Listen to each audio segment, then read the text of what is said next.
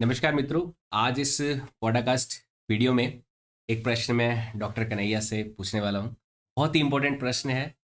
इसे आप बहुत अच्छे से सुनना और इसके बारे में डॉक्टर साहब हमें अपनी राय देंगे। प्रश्न है कि एक विद्यार्थी जो 9th-10th में बहुत ज़्यादा सोचता है तैयारी के बारे में, 11th-12th में आके आईआईटी नीट की तैयारी करेगा या कोई भी मैं कॉम्पिटिटिव एग्ज़ाम ले लूँ, चाहे आर्ट्स और कॉमर्स के भी एग्ज़ाम ले लेता हूँ, उनके बारे में बहुत ज़्यादा वो 9-10 में सोचता है। लेकिन जैसे ही 11-12 में आता है तो उसको प्रॉब्लम्स आने लगती है। उसे लगता है कि उसका ड्रीम जो है अब वो ख़त्म सा हो रहा है, अब वो नहीं कर पा रहा तैयारी। 9-10 में बड़ा कॉन्फिडेंट था सर कि मैं कर ही लूँगा। उसके परसेंटेज वो थे, आसपास के रिलेटिव्स ही उसको बोले तू कर सकता है। उसके फ्रेंड सर्कल भी बोल रहे यार तेरे पास तो कुछ स्पेशल क्वालिटीज़ है। लेकिन 11-12 में आते ही धीरे-धीरे उसको लगता है यार नहीं हो पाएगा, नहीं हो पाएगा। तो ऐसी परिस्थिति में वो कैसे डील करें, ये होता क्यों है और कैसे होता है, इसके बारे में थोड़ा सा आप हमारे व्यूवर्स को बताइए। मित्रों, मैं आपको बताना चाहूँगा, पहले डॉक्टर साहब यूट्यूब चैनल भी चलाते हैं, DRK TV, और उनमें 1 मिलियन सब्सक्राइबर होने वाले हैं थोड़े दिनों में। उसके लिए बहुत बहुत बधाई, बहुत बहुत थैंक यू शुभकामनाएं थैंक यू हमारी तरफ से। और हमारे व्यूवर्स को आप बताइए, हमारे विद्यार्थी जो हमसे जुड़े हुए हैं, कि इस परिस्थिति में वो क्या करें। देखो, ये बहुत सारे स्टूडेंट्स के साथ में ऐसी प्रॉब्लम होती है कि वो बचपन से एक ख्वाब लेके चलते हैं कि भाई हम्म, अपने को तो ये करना ही करना है करना ना। ही करना। और उस ख्वाब के अंदर वो अपने हिसाब से मेहनत भी बहुत करते हैं। और ऐसे मेरे साथ में बहुत सारे स्टूडेंट्स के एग्जाम्पल आते हैं मेरे सामने कि जो बहुत अच्छा परफॉर्म कर रहे होते हैं, हम्म, जिनके 10th के अंदर मोर देन 90% जो उनके मार्क्स होते हैं। हम्म, और दिमाग में हर वक्त यही रहता है कि भाई अपने को डॉक्टर बनना है और अपने को IITian बनना है, या जिस भी कंपटीशन के अंदर जाना है, चाहिए IAS बनना है, ये हमेशा उनके दिमाग में होता है। लेकिन जैसे ही वो 11th-12th में आते हैं तो वहां पर उनको बहुत ज्यादा घबराहट होने लग जाती है, बहुत ज्यादा बेचैनी होने लग जाती है, और दिमाग में ऐसा था कि नहीं, अपना नहीं हो पाएगा।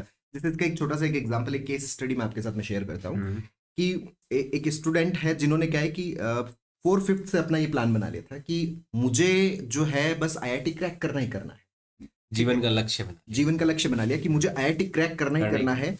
तो IIT कैसे क्रैक हो सकता है? हम्म, तो उसके लिए एक रोड मैप चाहिए। तो बिल्कुल। वो रोड मैप कौन देंगे?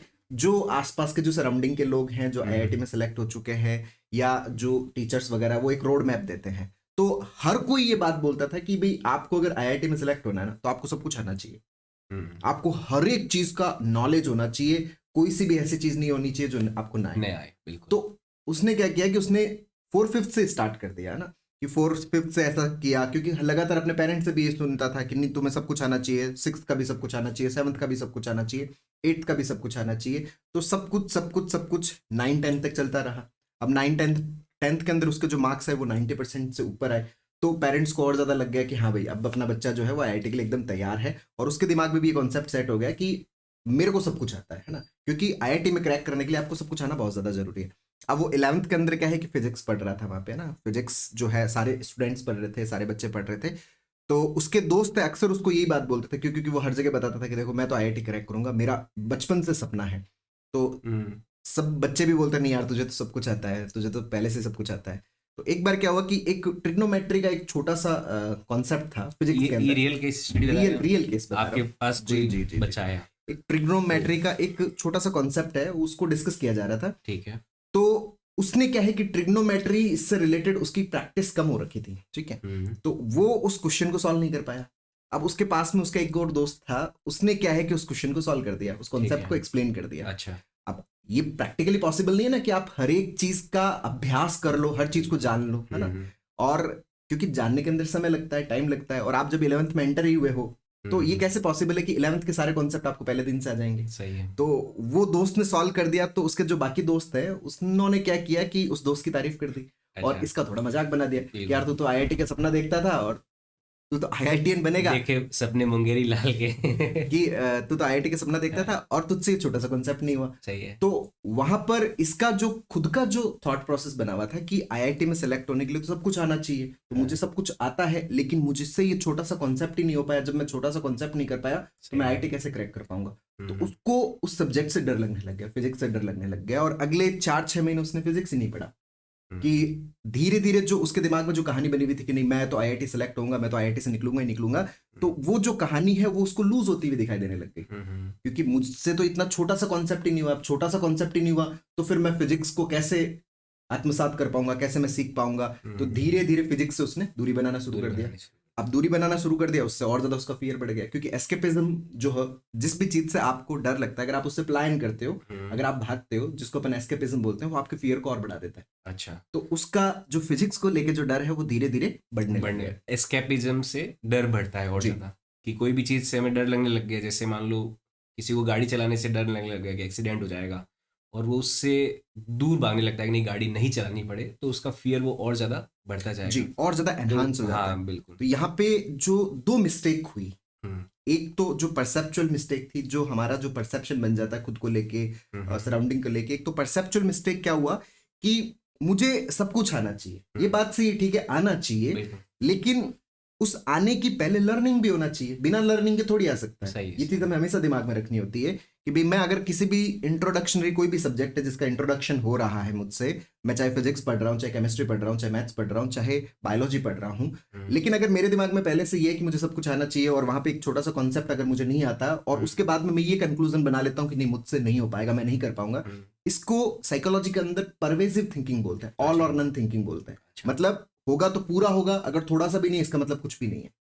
परवेसिव थिंकिंग, ठीक है। तो इस ये एक नेगेटिव परसेप्शन होगा तो पूरा होगा, नहीं तो थोड़ा भी नहीं होगा। जैसे मान लीजिए कि अगर नंबर आएंगे तो 100% ही आने चाहिए, अगर 1% भी कम आ गया इसका मतलब मैं फेलियर हो गया।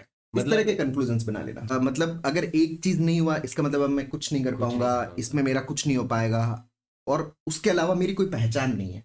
जब मैं किसी चीज के साथ में अपनी पहचान देखने लग जाता हूँ कि अगर ये होगा तो ही मुझे एक आइडेंटिटी मिलेगी, और अगर नहीं हुआ तो मुझे कोई आइडेंटिटी नहीं मिलेगी। तो उसकी सबसे पहली मिस्टेक तो ये था कि यहाँ पर हम परवेसिव थिंकिंग यूज कर रहे हैं कि भाई आना चाहिए, ये ठीक है, लेकिन लर्निंग फेज से गुजरने के बाद, पूरा अभ्यास होने के बाद, और उसके बाद भी कई सारी चीजें हो जाती है जो प्रैक्टिकली हम एक पर्टिकुलर मोमेंट पे नहीं समझ पाते, जो धीरे धीरे बाद में समझ में आती है। तो हमें पूरा टाइम देना होता है, और हमेशा अपने माइंड को लर्निंग के लिए एकदम ओपन रखना होता है, दिमाग को एकदम खुला रखना होता है कि मेरे दिमाग में चीजें जाए, मैं चीजों को समझ पाऊं, अंडरस्टैंड कर पाऊं। उसके बाद में अगर मुझसे कुछ भी पूछा जा रहा है तो अगर आंसर दे पा रहा हूं इसका मतलब मैंने सीख लिया, अगर आंसर नहीं दे पा रहा इसका मतलब अभी उसमें समय चाहिए, है ना, अभी उसमें टाइम चाहिए। जैसे कुमार ने एक घड़ा बनाया है, अच्छा वो बना लिया, अभी उसने पकाया नहीं, वो सोचे इसमें पानी भर दूं, तो वो टूटेगा ही ना। बिल्कुल। तो उसमें पूरा टाइम चाहिए, हर एक चीज समय मांगती है, अभ्यास समय मांगता है, लर्निंग समय मांगती है। दिमाग में कोई भी कॉन्सेप्ट सेटल होता है उसके अंदर भी लर्निंग के लिए एक समय चाहिए होता है, तो पूरा टाइम दीजिए उसको। मतलब बच्चा अगर क्लास में सीख रहा है तो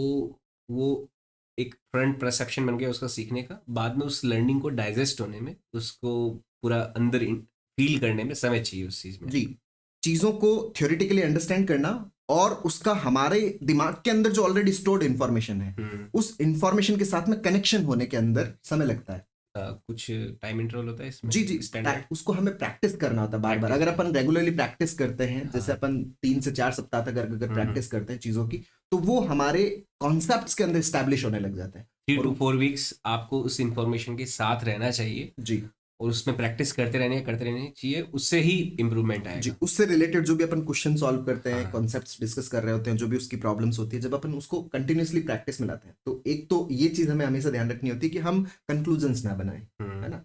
अगर नहीं हो रहा तो इसका मतलब भाई सीखने में कुछ गड़बड़ है, कोई कॉन्सेप्ट समझ में नहीं आया, तो उसको समझने की जरूरत है। तो उसको समझने के लिए अपने आप को ओपन रखें। और दूसरा, एस्केपिज्म, भागना तो बिल्कुल भी नहीं है। जितना आप उस सब्जेक्ट के साथ में समय बिताओगे, टाइम बिताओगे, उतना ही उस सब्जेक्ट के साथ में आपका जो कम्युनिकेशन है, आपका जो रिलेशन है, वो बिल्डअप होगा।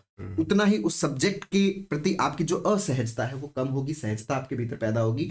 तो वो जो सब्जेक्ट है वो आपके अंदर इंटरनलाइज होगा, आपके अंदर डाउनलोड होगा, और डाउनलोडिंग के अंदर टाइम लगता है। बिल्कुल, है ना। तो उसके लिए ये 2 मिस्टेक्स अगर हम नहीं करते, तो हम जो सपना देखते हैं हमारी जिंदगी में, हम जो हमारे लाइफ के अंदर बनने का सपना देखते हैं, 2 मिस्टेक्स हैं। एक तो एस्केपिज्म, जी, और एक हम चीजों के फटाफट कंक्लूजन्स ना बनाएं, परवेसिव थिंकिंग को छोड़े, हम specific thinking give time to digest something. जी, उसको डाइजेस्ट होने में, खाना भी खाते हैं तो डाइजेस्ट होने में समय लगता है। जी, तो कोई भी हम बाहर से इंफॉर्मेशन ले रहे हैं तो उसको डाइजेस्ट होने में समय लगता है, तो उस समय का इंतजार कीजिए। तुरंत जजमेंट नहीं ले लीजिए कि भाई ये सवाल नहीं होता, अब कुछ नहीं होगा। जी, अगर मैं ये नहीं कर पाया तो अब कुछ नहीं हो पाएगा, मैं कुछ नहीं कर पाऊंगा, अब मेरी जिंदगी में कुछ नहीं हो पाएगा। मैं अपने आप को जिस तरह से पहचान देखना चाह रहा था, मैं अपने आप को जिस रूप में देखना चाह रहा था, अब वो नहीं हो पाएगा। तो ये 2 मिस्टेक्स को अगर हम ध्यान रखें, तो हम जो भी अपनी जिंदगी में चाहते हैं, जो भी हम पाना चाहते हैं, वो हम आराम से पा सकते हैं उसकी दिशा में हम आगे बढ़ बढ़ सकते सकते हैं। हैं। बहुत ही प्यारा फॉर्मूला यहाँ पे डॉक्टर कन्हैया ने दिया। हम एक तो हमें स्केपिज्म से बचना चाहिए कि कोई भी अगर आपको फियर लग रहा है, कोई भी किसी भी चीज़ से डर महसूस हो रहा है, तो उससे आप फेस कीजिए, ना कि उससे बचिए। तो स्केपिज्म को अवॉइड करना है, plus pervasive thinking. Pervasive thinking है, जी, उसे भी हमें अवॉइड करना है। इसको आप मतलब ऑल और नन थिंकिंग बोल सकते हो, ऑल ब्लैक एंड और नन व्हाइट थिंकिंग, थिंकिंग बोल यस, सकते वो हो। जैसे ज़्यादा एक आता एग्जांपल है। बहुत कॉमनली दिया जाता है कि हाँ। अगर मान लीजिए कि व्हाइट बोर्ड है, इसके ऊपर अगर एक सिंगल डॉट भी लग गया ब्लैक, हम्म, तो ये पूरा व्हाइट ना दिख के सिर्फ वो ब्लैक डॉट ही दिखता बिल्कुल बिल्कुल। है ना? तो इसको इस ऑल एग्जांपल एंड से। वन और नल और वाइट थिंकिंग, जी जी ऐसे थिंकिंग से भी हमें बचना चाहिए। इन दो मिस्टेक्स को अगर अवॉइड करें तो कोई भी ऑर्डिनरी से ऑर्डिनरी बच्चा भी, जो एक्स्ट्रा ऑर्डिनरी नहीं है, जिसको लाइफ में कुछ भी नहीं आता, मेरे ख्याल से वो सब कुछ हासिल कर सकता है और जी जी जी एकेडमिकली बहुत अच्छा स्ट्रांग बन सकता है। जी, एग्जैक्टली। तो बहुत बहुत धन्यवाद डॉक्टर कन्हैया इस सवाल का जवाब देने के लिए। इन दो मिस्टेक्स को आप अवॉइड करें और अपने लाइफ में अप्लाई करें, और कमेंट सेक्शन में ज़रूर बताएं कि आपके लाइफ में आपने क्या चेंजेस देखे, आपकी स्टडी का पैटर्न कैसे बदला, आपकी चीज़ों को रिटेन करने का पैटर्न कैसे बदला, आप कितने अच्छे एफिशिएंट लर्नर बन पाए। वीडियो अच्छा लगा हो तो लाइक ज़रूर करें, और चैनल को सब्सक्राइब नहीं किया हो तो चैनल को सब्सक्राइब भी ज़रूर करें। बहुत बहुत धन्यवाद मित्रों। जय हिंद, जय जय भारत। भारत।